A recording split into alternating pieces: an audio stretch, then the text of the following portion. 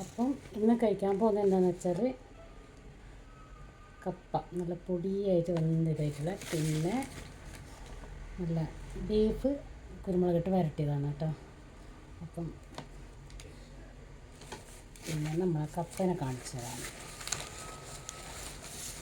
എനിക്ക് ഏറ്റവും ഇഷ്ടമാണ് കപ്പയും അതുപോലെ പൊടി പൊടിയായിട്ട് കപ്പ പറഞ്ഞു വെക്കുന്നത് നല്ല രസമുണ്ടാവും. ഇതിനൊരു കാന്താരി, ചെറിയ ഉള്ളി എല്ലാം കൂടി നല്ലോണം ഒതുക്കി നല്ല പച്ച വെളിച്ചെണ്ണയും കൂടി വെച്ചാൽ അടിപൊളിയായിരിക്കും കേട്ടോ.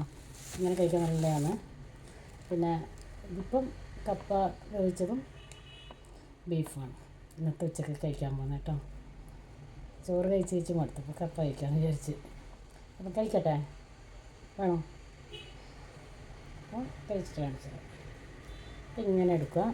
അതൊക്കെ ഇങ്ങനെ അപ്പോൾ ഇതെങ്ങനെ കഴിക്കാന്ന് വെച്ചാൽ ഇതുപോലെ ഇങ്ങനെ എടുക്കുക.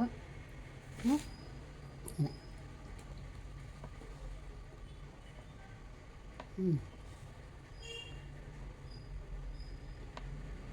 നല്ല രസമുണ്ട്.